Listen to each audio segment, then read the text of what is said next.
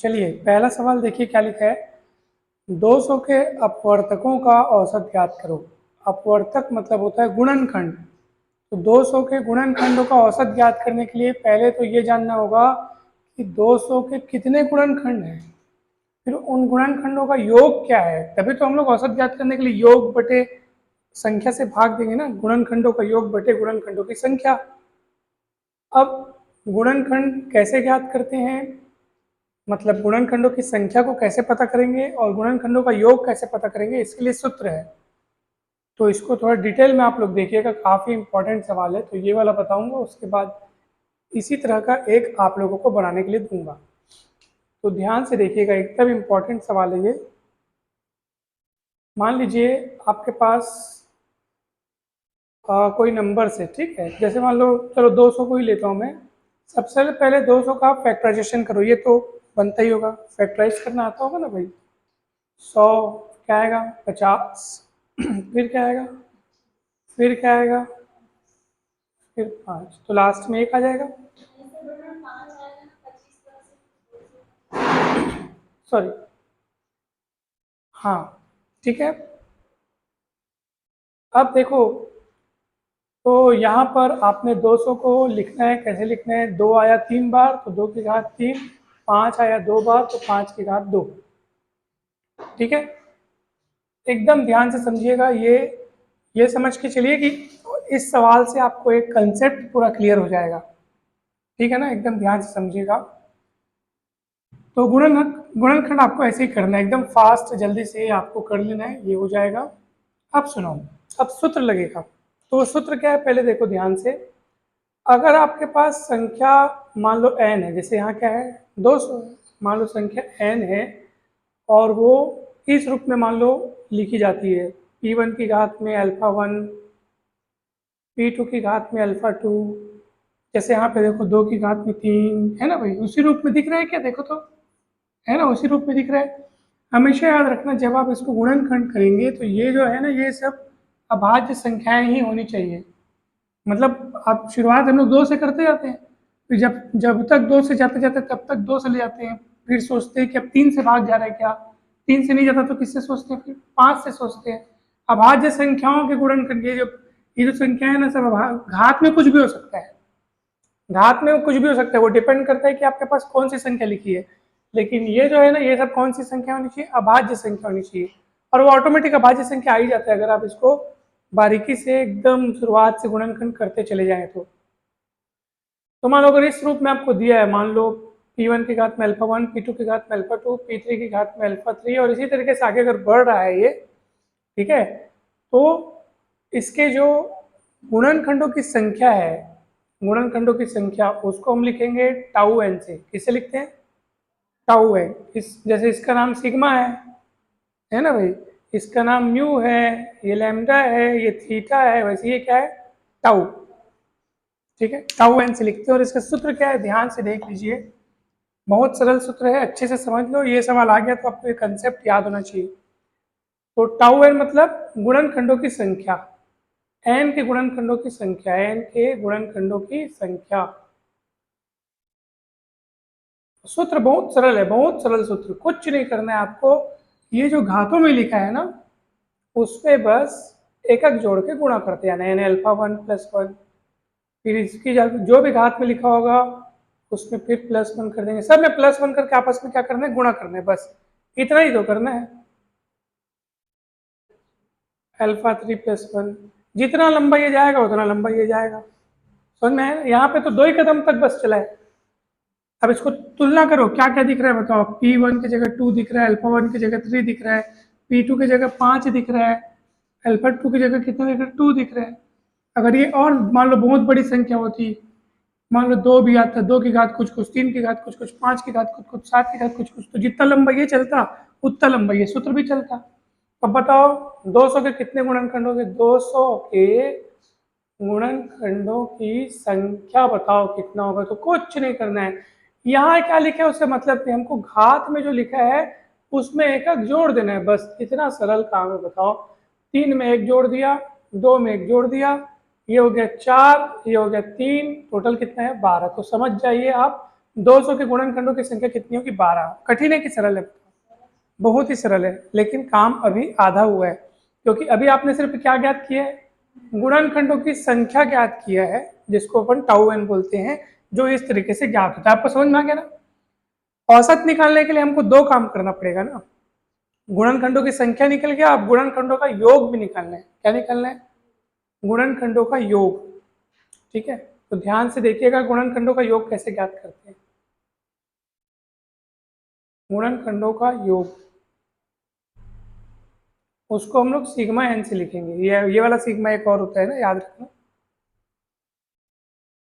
सूत्र क्या होता है? ध्यान से सुनिए। सूत्र होता है P1 की घात में alpha 1 plus 1 minus 1 upon P1 minus 1। अटपटा टाइप का दिखेगा तो घबराइएगा नहीं, जब हम मान रखेंगे, सॉल्व करेंगे, तो ये आपको बहुत सरल लगेगा। फिर अगला क्या आएगा बताओ भला? P2 की घात में अल्फा 2 प्लस 1, मतलब जो ये लिखा है ना, उसकी घात में एक एक बढ़ा देना है, फिर -1 करना है, और नीचे P1 माइनस 1, फिर ये -1, नीचे क्या हो जाएगा? P2 माइनस 1, और ये आगे बढ़ते जाएगा। किस हिसाब से बढ़ते जाएगा? जिस हिसाब से ये बढ़ेगा उस हिसाब से ये बढ़ेगा। समझ में आया कि नहीं? फिलहाल तो मेरे को यहाँ पे दो ही कदम तक बस दिखा है, दो ही स्टेप दिख रहे हैं, दो ही टर्म है यहाँ पे। तो चलो बताओ कैसे होगा, बताओ।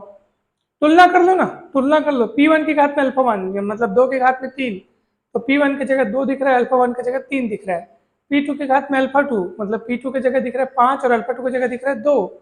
अपने को क्या करना है? P1 की घात में अल्फा 1 प्लस 1, मतलब जितना ये लिखा है ना, उसको एक बढ़ा देना है। क्या लिखा है? 2 की घात कितना लिखा है? 3, एक बढ़ा दो तो कितना हो जाएगा? 4, फिर ये -1 और अपॉन P1 माइनस 1, तो P1 की जगह 2 है, यानी कि 2 माइनस 1। ये एक पद बना। दूसरा पद कैसे बनेगा? P2 की घात में अल्फा 2 प्लस 1, मतलब ये जितना लिखा है ना, घात में एक बढ़ाना है, तो 5 की घात कितना लिखा है देखो? 2, तो आपको क्या कर देना है? 3, फिर -1, फिर नीचे नीचे क्या लिखा है? P2 minus 1। P2 की जगह कौन है बताओ? P2 की जगह कौन है? 5, नीचे जो लिखा है वही P2 है, तो 5 माइनस 1। समझ में आया कि नहीं है? अब सॉल्व कर लो, एकदम जल्दी सॉल्व हो गई है। 2 की घात 4 यानी कितना होता है बताइए? 16, 16 में एक गया 15, और नीचे 2 माइनस 1, 2 माइनस 1 मतलब 1, तो नीचे का 1 अपन नहीं लिखते हैं, बटे में एक छोड़ो, हटाओ। 5 की घात 3 मतलब 1 25, 1 25 में एक गया 1 24, 1 24 बटे 4। सॉल्व कर लो रफ में जल्दी से।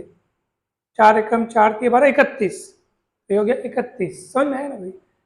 अब क्या करना है? इन दोनों का आपको गुणा करना है। ठीक है, पक्का? तो गुणा करो, कितना आएगा बताओ? 450 और ये 465। अगर ये 30 होता तो कितना आता? 15 3 45, 450 आता ना, लेकिन 31 है, मतलब एक बार 15 और बढ़ाना पड़ेगा, तो 465 हो गया। ये आपने क्या निकाला? ये गुणनखंडों का योग निकाला। सूत्र आपने समझा कि नहीं समझा बताओ? समझ गए सूत्र? अगर 3 कदमों तक जा रहा है, ये 3 कदमों तक जा रहा है, तो इसको भी 3 कदमों तक खींचना है। ये डिपेंड करता है कि ये गुणनखंड कितने कदमों तक चला है, कितना लंबा चला है। मान लो तीसरा और लिखना होता तो क्या लिखते बताओ भला? P3 की घात में, हाँ, -1। समझ में आया नहीं भाई? हो गया। इतना सरल सूत्र है, कुछ नहीं रखा है इसमें। और ये निकालना जरूरी है, बिकॉज औसत निकालने के लिए हमको योग भी चाहिए। आंकड़ों का योग बटे आंकड़ों की संख्या सूत्र याद करो तो भैया गुणनखंडों का योग ज्ञात हो गया, गुणनखंडों की संख्या ज्ञात हो गई। अब आप औसत आसानी से निकाल सकते हैं। कैसे निकालेंगे बताओ बोले? अतः औसत कितना होगा? तो गुणनखंडों का योग, गुणनखंडों का योग बटे गुणनखंडों की संख्या। तो गुणनखंडों का योग कितना है देखो? 465। गुणनखंडों की संख्या कितनी है? 12।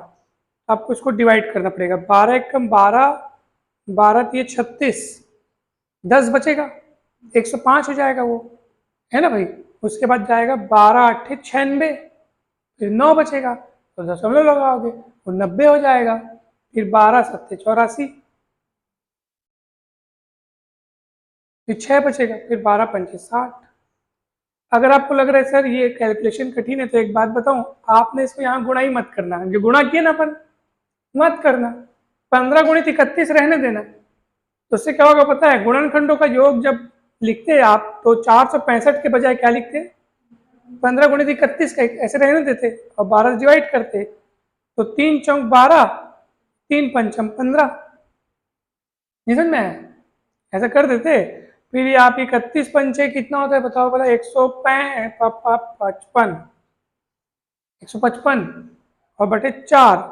अब देखो 4 तिरिक 12, कितना बचेगा, 3, 35 हो जाएगा वो, 4 अट्ठे 32, फिर 3 बचेगा, 4 सत्ते 28, 4 पंचे 20, इतना ही आएगा आंसर।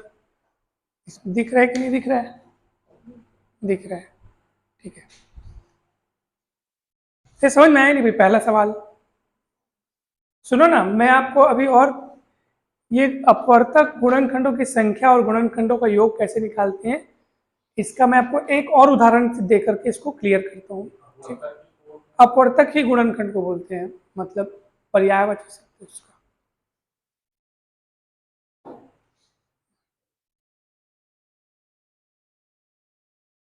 इसको ना आप एकदम जल्दी से 2 मिनट में लिख लो, या अगर आप चाहते हो कि सर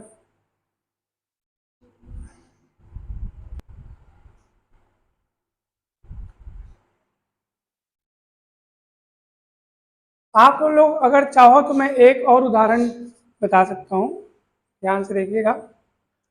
और जरूरी नहीं कि ये औसत में हम लोग पढ़ रहे हैं, एक्चुअली ये आपके पास एक टॉपिक था, संख्या पद्धति का ये टॉपिक है जो शायद मेरे ख्याल से छूट गया था हम लोग से। तो अभी आप लोग देखिएगा अच्छे से, सभी लोग एक बार देखिएगा कि अपवर्तक की संख्या यानी गुणनखंडों की संख्या कैसे ज्ञात करते हैं और गुणनखंडों का योग कैसे ज्ञात करते हैं। ध्यान से देखिएगा। देख, सबसे पहले आपको कोई भी संख्या दी गई है, मान लो n वो संख्या है, इसको आपको कैनोनिकल रूप में बदलना है, अर्थात उसका गुणनखंड करना है अभाज्य संख्याओं के रूप में, है ना, प्राइम फैक्टराइजेशन जिसको हम लोग बोलते हैं। और वो मान लो इस रूप का है, p1 alpha 1, p2 alpha 2, p3 alpha 3, पता नहीं कहाँ तक जा रहा है, कितना लंबा जा रहा है पता नहीं। मान लो ये जा रहा है pk अल्फा k तक। कहाँ तक जा रहा है? pk की घात में अल्फा k तक जा रहा है, ठीक है।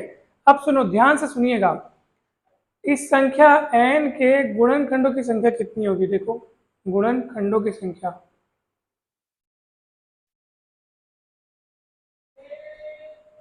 गुणनखंडों की संख्या जिसको हम किससे व्यक्त करेंगे? टाउ n से।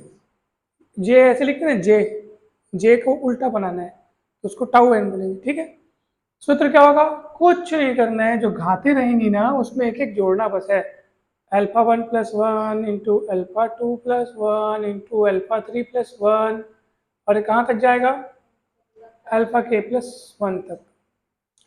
ये आप क्या निकाल रहे हो पता है? गुणनखंडों की संख्या। मतलब आप समझ रहे हो गुणनखंडों की संख्या मतलब ये है कि जैसे एग्जांपल के लिए मान लो मैंने 20 लिया, अब 20 के कितने गुणनखंड है बताओ मेरे को। चलो 20 के कितने गुणनखंड है? 1 गुणनखंड मतलब जो 20 को डिवाइड करते हैं।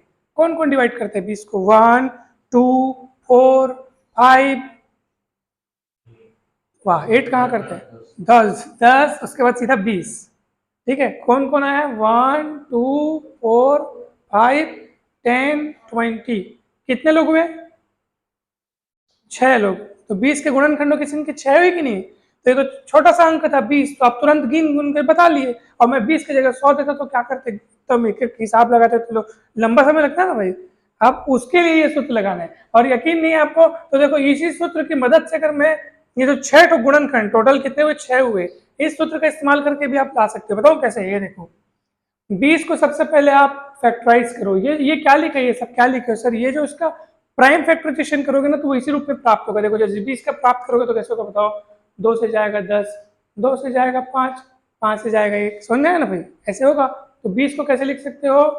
2 की घात 2 क्योंकि 2 बार आया है, और 5 की घात 1। तो देखो ये इस रूप में दिखने लग रहा है। भले छोटी संख्या है तो छोटे में काम हो गया, हो सकता है और लंबा मिला रहता है, 2, 5, 3, 7, 11 बहुत सारा मिला रहता। चलो क्या होगा बताओ? गुणनखंडों की संख्या कितनी होगी? टाउ 20। 2 में एक घात में एक एक जोड़ना है, 2 में एक जोड़े, फिर 1 में एक जोड़े, तो 3 गुणित 2 कितना आएगा? है नहीं उतना ही। देखो ये है गुणनखंडों की संख्या कि भैया उस संख्या को कौन कौन डिवाइड कर सकता है, तो देखो यहां से भी 6 आ गया। क्लियर है कि नहीं बताओ, कोई डाउट है क्या? नहीं है ना। बहुत लंबी लंबी संख्याओं के लिए भी आप ये काम कर सकते हो, बहुत लंबी लंबी। मान लो मैं आपको बोल दिया 3600 के गुणनखंडों की संख्या बताओ, तो आप क्या करोगे? पहले तो आप इसका गुणनखंड करोगे ना सर, 2 से, फिर 2 से चलते जाएगा, बहुत लंबा बनेगा। ठीक है, तो आप उसको शॉर्टकट भी कर सकते हो। देखो शॉर्टकट कैसे करेंगे, 3600 लिखा है उसको आप लिख सकते हो 36 गुणित 100। 36 मतलब 6 गुणित 6, 36 मतलब, और 6 मतलब, तो 2 गुणित 3, 2 गुणित 3, 2 बार 2 गुणित 3 आ गया, क्योंकि ये 6 गुणित 6 है, मतलब 2 का वर्ग 3 का वर्ग आ गया। यकीन नहीं है तो देख लो आप। 2 दूनी 4, 3 दिए 9, 9 चौक 36 हो गया नहीं, 60 कट कर सकते हैं। 100 मतलब, और 10 मतलब, तो समझो 2 गुणित 5, 2 गुणित 5 2 बार आ गया, क्योंकि 10 गुणित 10 है ये, है नहीं भाई। इसका मतलब 2 का वर्ग 5 का वर्ग। यकीन नहीं तो देख लो, 2 दूनी 4 और 5 पंचे 25, 25 चौक 100। अब 2 की घात 2, 2 की घात 2, तो घातें जुड़ जाएंगी, 2 और 2 4 हो जाएगा, 3 का वर्ग 5 का वर्ग। ऐसे भी आप मनी मन जल्दी से तोड़ ताड़ के लिख सकते हो। अब तुलना कर लो कौन किसकी जगह क्या दिख रहा है। P1 की जगह, P1 की घात में अल्फा 1, तो 2 की घात में 4, P2 की घात में अल्फा 2, 3 की घात में 2। तुलना करते बन रहा है ना कौन किसकी जगह है। यहाँ पे 3 स्टेप दिया है, ठीक है। इसको बढ़ते क्रम में लिखना ज्यादा अच्छा है, सरल रहेगा। पहले 2 3 स्टेप से। चलो कितना होगा बताओ, 3600 के गुणनखंडों की संख्या कितनी होगी। तो घातों में क्या करना है, देखो सूत्र क्या है, जो घात में रहेगा ना उसमें क्या करना है, एक एक जोड़ते जाना है बस। तो घात में क्या क्या बताओ, 4, 1 जोड़ दो, 2 में 1 जोड़ दो, ये 2 में 1 जोड़ दो, समझ में आया नहीं भाई। 5 3 3 45, गुणनखंडों की संख्या कितनी होगी, 45। तो गुणनखंडों की संख्या निकालना आपको आ गया कि नहीं आ गया अच्छे से। अब गुणनखंडों का योग देखो, मैं इसको मिटाऊं। गुणनखंडों का योग का सूत्र देखो, ध्यान से देखिएगा एकदम। सूत्र का बस खेल है सर, कुछ नहीं है। गुणनखंडों का योग देखो, वास्तव में ये संख्या पद्धति का टॉपिक है ना, ये टॉपिक छूट गया था, लेकिन अच्छा हुआ कि अभी आप लोग पढ़ रहे हो। एक और बात मैं आपको बताना भूल गया, गुणनखंडों का योग मैं आपको बाद में बताता हूँ। पहले मैं आपको इसमें ट्विस्ट बताता हूँ कि आपके एग्जाम में अगर इस टाइप से क्वेश्चन आता है तो उसको कैसे घुमा के पूछा जा सकता है, वो सुनो। जैसे अभी आपने 20 के गुणनखंडों की संख्या निकाला था, ठीक है, सूत्र का हिसाब लगाया तो 2 गुणित ऐसे करके लगाया था ना भाई, ये लगाया, फिर आपने, सॉरी, ये तो सबसे पहले आपने 20 को ऐसे लिखा, फिर टाउ 20 लिखने के लिए आपने क्या किया बताओ, बोला 2 + 1 और ये 1 + 1, तो कितना हुआ, टोटल 6 आया था। तो अगर आपसे प्रश्न, ध्यान से सुनो, ध्यान से सुनो, बहुत बहुत महत्वपूर्ण बात, अगर आपसे प्रश्न पूछा जाता कि 20 के गुणनखंडों की संख्या क्या है, तो आप बोल देते 6। पता है वो 6 गुणनखंड कौन कौन से थे, अपन शुरू में हिसाब किताब लगा लिए थे, 1 2 4 5 10 20, ये 6 लोग थे। अगर प्रश्न आपसे थोड़ा सा घुमा के पूछा होता कि 1 को छोड़ के, किसको छोड़ के, 1 को छोड़ के 20 के कितने गुणनखंड है, तो आप क्या बोलते हैं, 5। नहीं समझ में आया क्या? इसका मतलब क्या है कि, अच्छा जरूरी नहीं है 20 के लिए, किसी भी संख्या के लिए अगर आपको ऐसा सवाल आता है कि भाई 1 को छोड़ के फलाने के कितने गुणनखंड है, 1 को छोड़ के, तो आप क्या करते हैं, इस सूत्र की मदद से पहले उसका आंसर निकालते हैं। अब 1 को छोड़ने बोल रहा है तो जितना भी आंसर आए उसमें 1 कम कर देते हैं। समझ में आया कि नहीं आया, पक्का? अच्छा अब सुनो, अब क्वेश्चन को और कैसे ट्विस्ट रूप से बनाया जा सकता है। जैसे मेरे को 20 का ही पूछा होता है ना, ठीक है, तो मैं ऐसे लिखा रहता, अगर प्रश्न, मान लो प्रश्न ऐसा रहता है कि 1 को और स्वयं उस संख्या को, क्योंकि देखो जिस संख्या के आप गुणनखंडों की संख्या निकालोगे ना, उसके गुणनखंडों की संख्या में वो खुद भी शामिल होगा। जैसे आप 20 के गुणनखंडों की संख्या निकाल रहे हो, जानना चाहते हो कि 20 के कितने गुणनखंड है, तो 1 तो होगा ही होगा, और साथ में वो स्वयं वो संख्या भी होगी, बीच में जो आएंगे सो आएंगे। अगर आपको प्रश्न ये पूछा होता कि 1 को भी छोड़ के और स्वयं उस संख्या को छोड़ के दी गई संख्या के कितने गुणनखंड है, तो आप क्या करोगे पता है, पहले तो इस सूत्र की मदद से टोटल गुणनखंड निकालोगे, फिर उसमें कितना माइनस करोगे, 2 माइनस करोगे। वो 2 क्यों माइनस करोगे, 1 और स्वयं, उस गिनती में, उस काउंटिंग में 2 जन माइनस हो जाएंगे।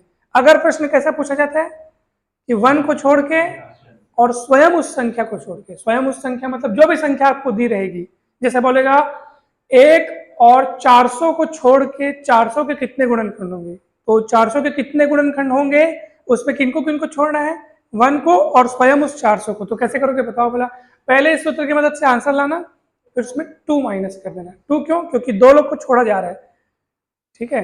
अगर प्रश्न सिर्फ ऐसा आता है कि स्वयं 400 को छोड़ के 400 के कितने गुणनखंड है, तो क्या करोगे आप, एक ही माइनस करेंगे। तो कितना माइनस करना है वो सोच लीजिए, ऐसा क्वेश्चन घुमा के थोड़ा पूछा जा सकता है। क्लियर है ना?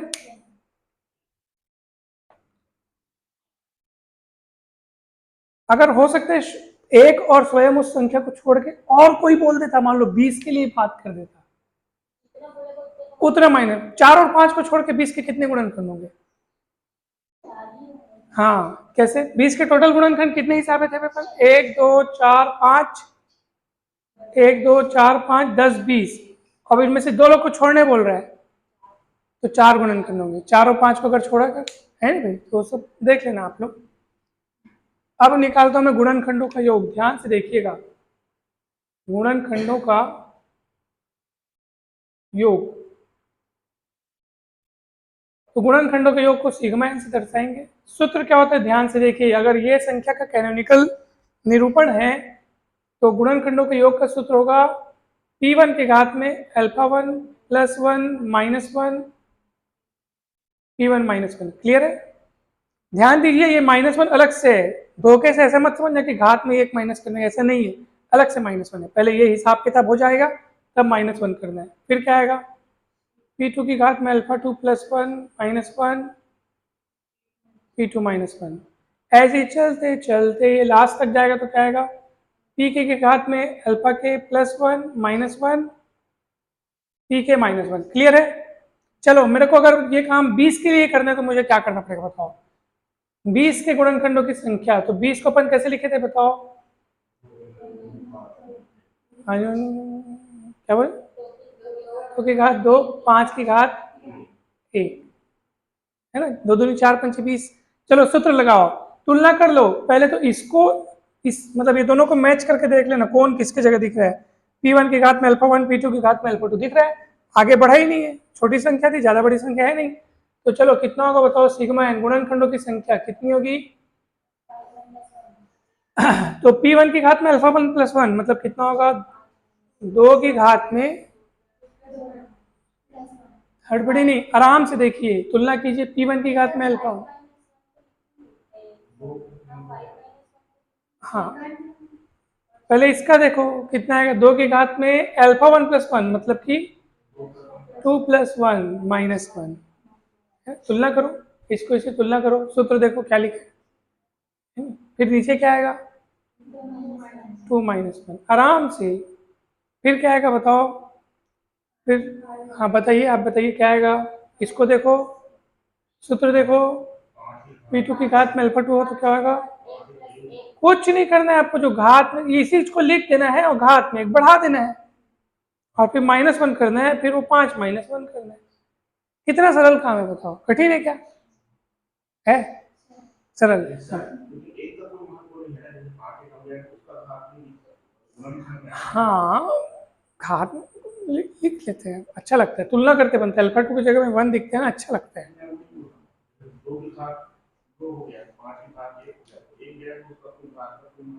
हाँ वही बोल रहा हूँ, 5 मतलब 5 की घात 1 मतलब 5, लेकिन लिखे हैं ताकि दिखा सकें, देखो इस रूप में दिख रहा है। हाँ ये वाला, ये वाला हाँ उसका कोई वो नहीं है, गुड क्योंकि एक तो आ गई ना लास्ट में, एक तक ही तो खींचना होता है नहीं। तो सॉल्व करो, कितना आएगा, 2 की घात 3 यानी करेक्ट 8, 8 में गया 7, 7 बटे 1, 5 का वर्ग 25, 25 में गया 24, 24 बटे 4 6 मिलेगा, है नहीं, 24 बटे 4 करेंगे तो 42। समझ आए, पक्का, ये आप लोग हमेशा ध्यान रखिएगा। अब आप लोग होमवर्क, ये आपके पास 400 108 1000 ये सब का अपना गुणनखंडों की संख्या और गुणनखंडों का योग ज्ञात करके आइएगा। गुणनखंडों की संख्या भी ज्ञात करनी है, गुणनखंडों का योग भी ज्ञात करना है। भाग कर दो, ये गुणनखंडों का योग है और गुणनखंडों की संख्या कितनी आई थी इसकी, 6 आई थी, याद करो, 42/6, 7 आ जाएगा आंसर, है नहीं? तो ऐसे औसत निकालते हैं। कितना बड़ा सा बन रहा है ना। तो सुनो ना, वो बड़ा इसलिए बना बिकॉज अभी आपको मैं एक एक सूत्र समझाया हूँ। जब आपके परीक्षा में प्रश्न आएगा तो आपको वहां पे समझाना नहीं है सवाल को, आपको आंसर लाना है। तो ये सूत्र उत्र मत लगाना, आपको पता ना भाई मेरे को ये काम करना है, मेरे को यहाँ से डायरेक्ट ये काम करना है, तुरंत ये काम करना। मेरे को पता है अगर ऐसे इस रूप में मैं अगर इसको तोड़ा हूँ तो मेरे को घात में एक एक बढ़ा करके उनको गुणा करना है। उस समय आपको ये सूत्र लिखने की जरूरत ही नहीं, सूत्र मन में हो, तुरंत कैलकुलेशन हो, बन जाता है तुरंत, क्योंकि वहां पे हमको किसी को समझाना नहीं है, वहां पे हमारा को सही आंसर लाना है और तुरंत फटाफट लाना है।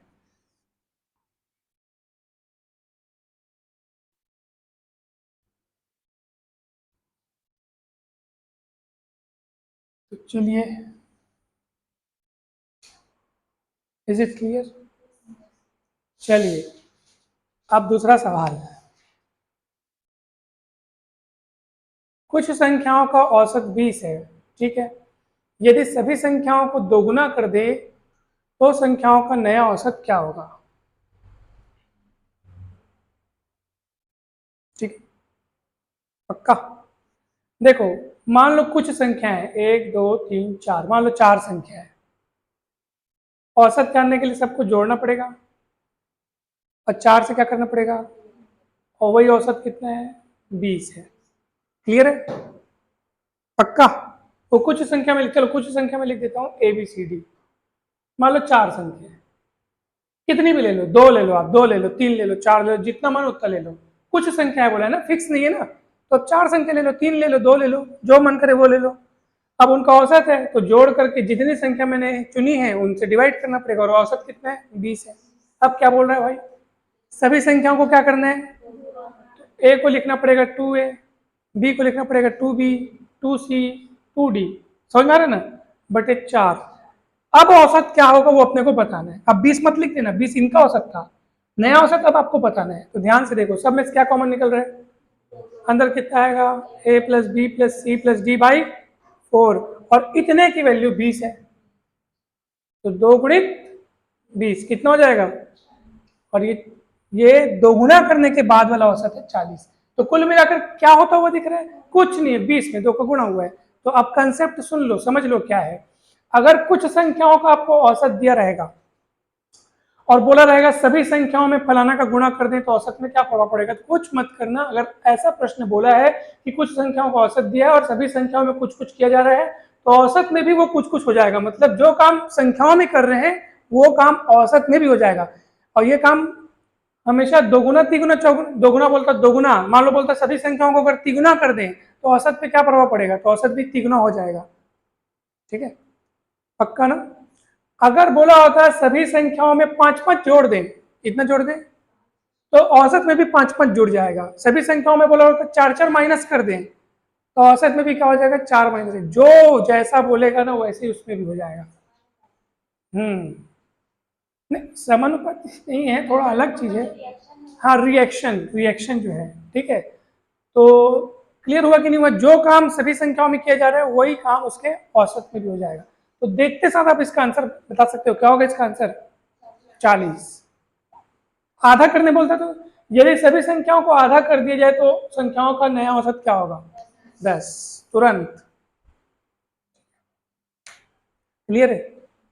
तो चलो, तो बन गया दूसरा सवाल, उसको लिखने की आवश्यकता नहीं, आप अपने समझ के लिए लिख लो, अपनी समझ के लिए, ताकि आप जब कभी पढ़ो आपको कहीं डाउट ना हो।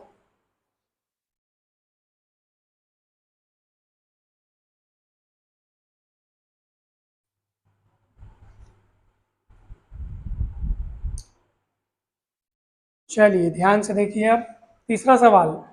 200 विद्यार्थियों की एक क्लास का औसत प्राप्तांक 40 था, ठीक है, पर बाद में एक विद्यार्थी के प्राप्तांक में 4 अंक की वृद्धि हो गई। अच्छा, एक ने नंबर बढ़, एक विद्यार्थी का जो है नंबर बढ़ गया 4 अंक, अब उनका नया औसत क्या होगा? ठीक है, तो बताना है। तो इसके लिए एक सूत्र याद रखो, तीसरे सवाल के लिए एक सूत्र याद रखो, हमेशा याद रखना। मान लो दिए हुए कुछ आंकड़े हैं, ठीक है, दिए हुए आंकड़े हैं और दिए हुए आंकड़ों का औसत मान लो ए है। कितना है? दिए हुए आंकड़े हैं आपके पास, उनका औसत मान लो ए है। अब यदि उन आंकड़ों में से किसी एक आंकड़े में, यदि किसी आंकड़े में यदि किसी आंकड़े में कुछ वृद्धि या कमी हो गई, ठीक है, मान लो किसकी वृद्धि हो गई, एक्स की वृद्धि या कमी, दोनों बातें हो सकती हैं, हो गई, तो अब नया औसत क्या होगा? नया औसत ये दिए हुए आंकड़ों का, मान लो दिए हुए एन आंकड़े, कितने आंकड़े हैं आपके पास? एन आंकड़े। ध्यान से समझो, सूत्र को समझोगे ना तो आप लोग से सवाल बहुत जल्दी बनेगा। तो दिए हुए एन आंकड़े हैं, एन आंकड़ों का औसत कितना है? ए है। किसी आंकड़े में कुछ चीज की बढ़ोतरी या कमी हो गई, तो अब नया औसत क्या होगा? तो नया औसत होगा, पुराना औसत तो रहेगा ही रहेगा, प्लस या माइनस दोनों बातें होंगी। वृद्धि करेगा तो प्लस में लिखेंगे, कमी बोलेगा तो माइनस में लिखेंगे, और x बटा एन। x क्या है? वो चीज जिसकी आप वृद्धि या कमी कर रहे हैं किसी आंकड़े में, और n क्या है? आंकड़ों की संख्या। अब ये सवाल, मतलब वो सवाल में ये सूत्र कैसे फिट होगा? देखो, 200 विद्यार्थियों की एक क्लास, मतलब आंकड़ों 200 विद्यार्थी हैं, औसत कितना है? औसत प्राप्तांक 40 है, मतलब 200 विद्यार्थियों का औसत प्राप्तांक 40 है, तो ए का मान 40 दिया है, ठीक है। उसके बाद क्या बोल रहे हैं? बाद में एक विद्यार्थी के प्राप्तांक में 4 अंक की वृद्धि हो गई। यदि किसी एक आंकड़े में x की वृद्धि हो जाए, तो एक विद्यार्थी में 4 अंक की वृद्धि हो गई है, तो x का मान कितना है? 4 है। वृद्धि हुई है, वृद्धि, तो ये सूत्र में प्लस लेंगे, कमी बोलेगा तो माइनस लेंगे, और n का मान कितना है? n का मान 200 है, क्योंकि 200 आंकड़ों के संग 200 विद्यार्थी ना अपने पास, तो n का मान 200 है। तो नया औसत क्या होगा? सूत्र आपके सामने रखा हुआ है, तो क्या होगा बताओ बोला? 40 प्लस 4/200। सॉल्व कर लो अब इसको, तो ये हो जाएगा आपके पास 2 दूनी 4, देन दिस इज ऐसा ऐसा कुछ होगा। सॉल्व करके देख लो, नहीं आएगा, है ना? 3 अंक है, 3 अंक के बाद दशमलव, पहले ऊपर मन चाहे आप 0 बढ़ा लो, 1 2 इसको काटने के लिए, फिर 2, तो क्योंकि 200 में 3 अंक है, 3 अंक बाद दशमलव।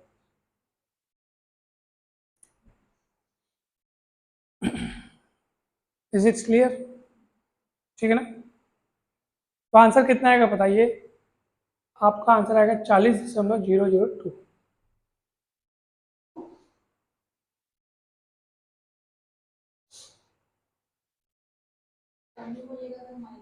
कमी बोलेगा तो माइनस कर देंगे।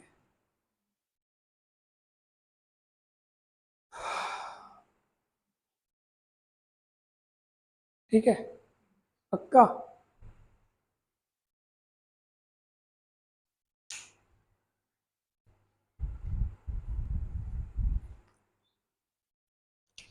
देखो, आप जब डिवाइड करोगे ना, 4.00 लगाओगे, डिवाइड करोगे तो दशमलव के बाद 2 अंक है, तो यहाँ पे क्या आएगा? 0.02, तो 0.40.02 ये सही उत्तर है। ठीक है, तो सुधार लीजिएगा।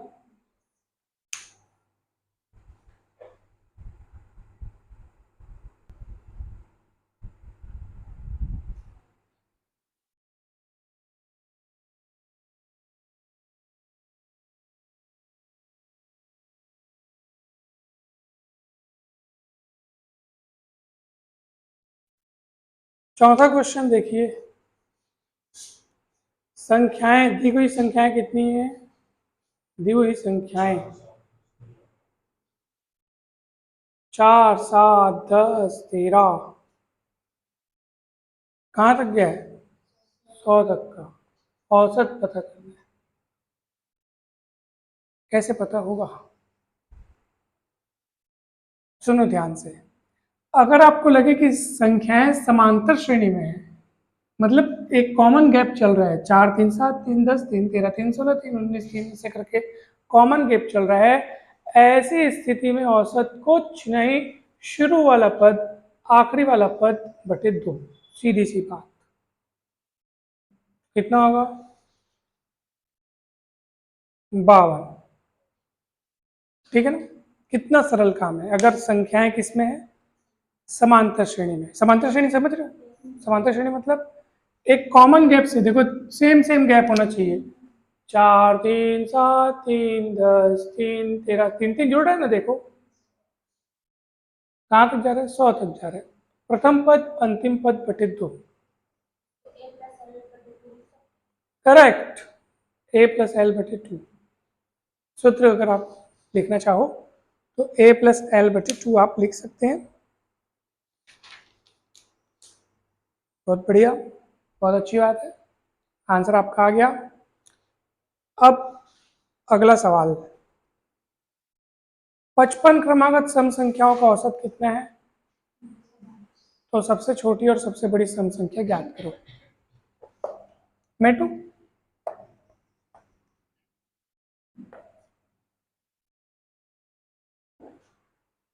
तो पांचवा सवाल ध्यान से देखो और उसके लिए सूत्र एक बार लिख लो, हमेशा काम आएगा, सम विषम सबके लिए काम आएगा एकदम। अगर आपको n क्रमागत सम या विषम संख्याएं दी हुई हो, सम या विषम संख्याएं, n क्रमागत सम या विषम संख्याओं का औसत अगर दिया हो,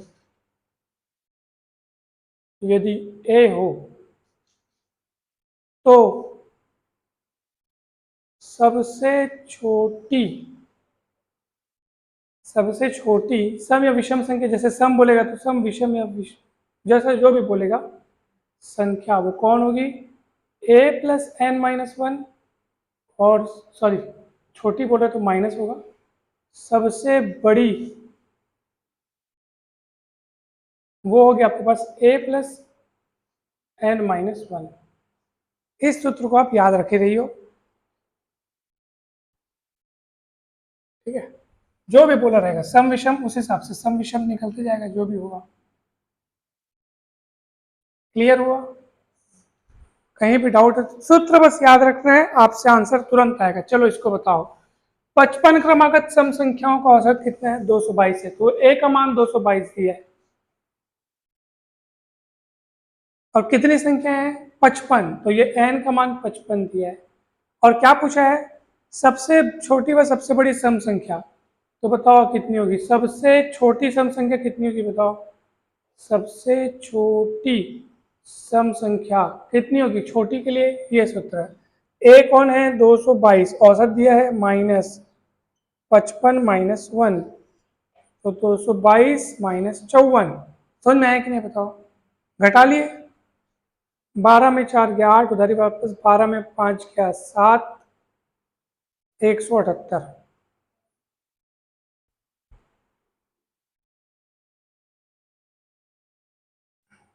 12 में 6 के 6, 168, 168। ठीक है, चलिए सबसे बड़ी सम संख्या बता दीजिए।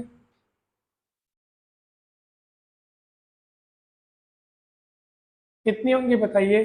सबसे बड़ी सम संख्या बताइए। a plus N minus one, that is 222 plus 54, 376 होगा क्या? टू सॉरी 276 हो यार,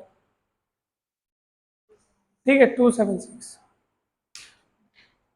एकदम सवेरे भी नहीं उठना चाहिए पता है, उसके बाद ना उसके बाद दिमाग कम चलता है थोड़ा सा, कुछ का कुछ लिखाता है, कुछ का कुछ होता है। अभी मस्तिष्क के अंदर ना वो चल रहा है, क्या बोलते हैं उसको, चक्रवात से घूमते हैं। तो ये क्लियर हुआ कि नहीं हुआ बताओ? अच्छा आप बोलोगे सर अगर सूत्र मेथड से न बनाकर अगर हम ऐसे सोचें तो ऐसे भी बना सकते हो, लेकिन ये कम समय में आपको बनाना है तो सूत्र लगाओ तुरंत आंसर लाओ।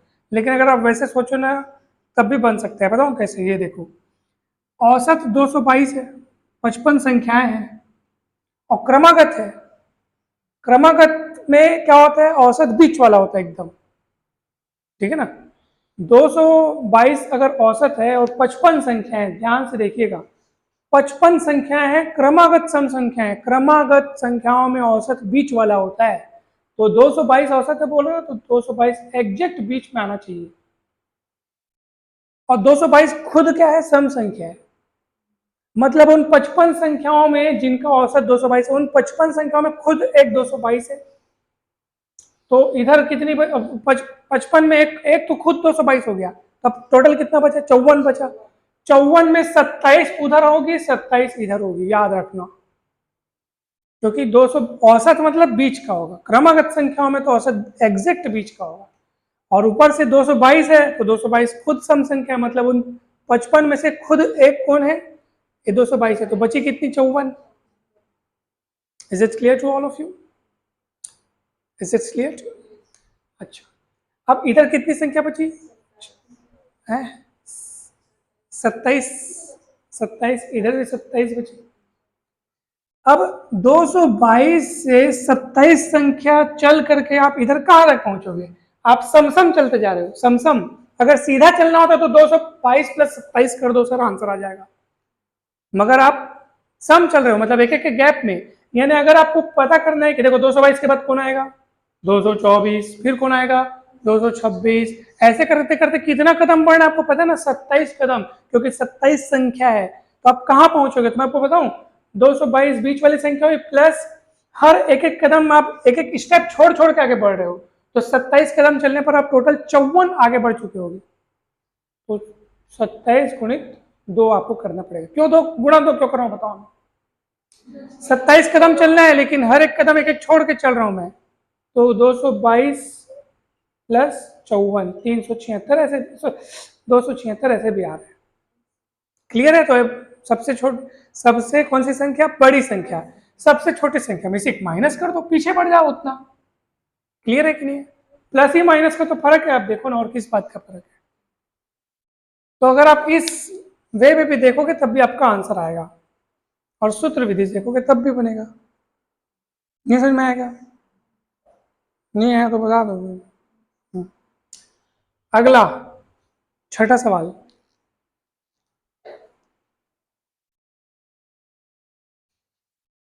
छठा सवाल बताइए, छठा सवाल।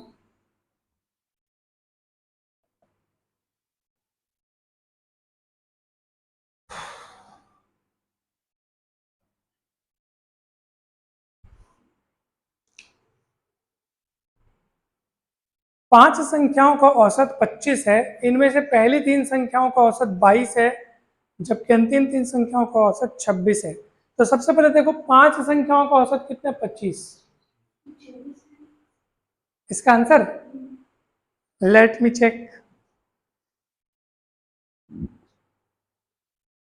नहीं, चलो देखो, तो पांच संख्याओं का औसत कितना है? पांच संख्याओं का औसत 25 है। तो उन पांच संख्याओं का योग कितना हो जाएगा? पांचों संख्याओं का योग कितना होगा बताओ? पांचों का योग 25 गुणित 5 करना पड़ेगा। आपको तो पता है योग ज्ञात करने के लिए गुणा करना पड़ता है, औसत को संख्या कितनी है उससे गुणा करना पड़ता है। 125 आएगा। अब सुनो मस्त वाली बात, आपके पास पांच संख्या है A B C D E, इनमें पांचों का औसत देखा जाए तो 25 है। अब प्रश्न क्या बोल रहे हैं? पहले तीन का औसत 22 है। पहले तीन जने का औसत कितना है? 22। तो पहले तीन जने का योग अगर पता करना हो तो कितना होगा बताओ? पहले तीन का योग, पहले तीन का कितना योग कितना होगा? तो 3 गुणित 22 कितना हो जाएगा? 66।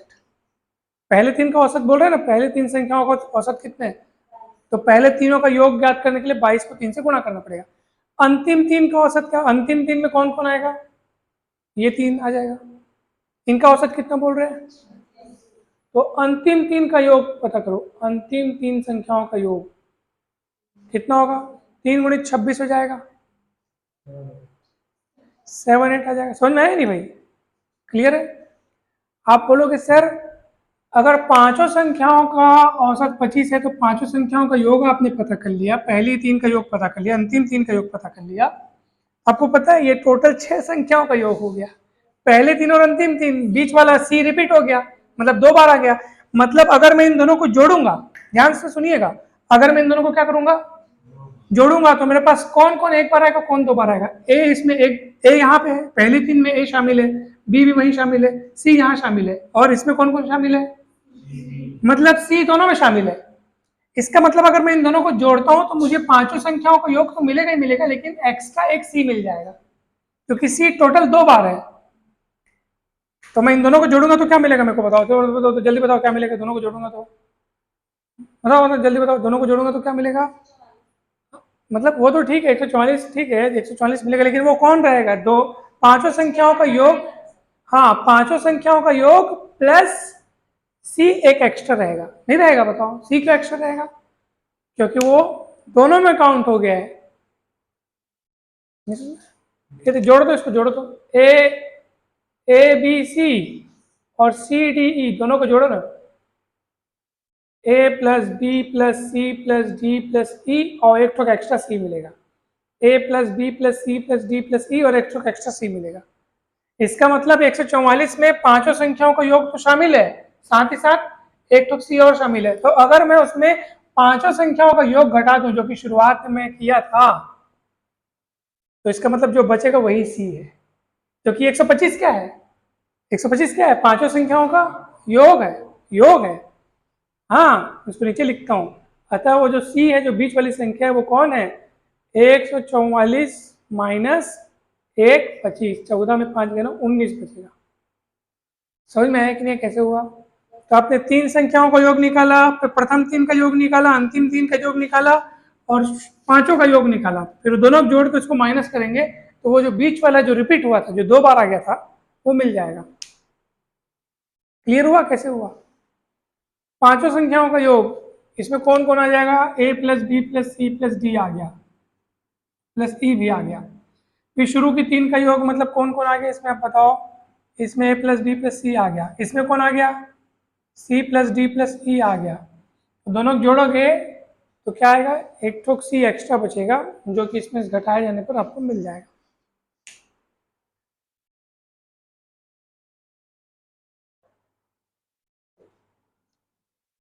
सरल है कि कठिन है, सरल है, सरल है।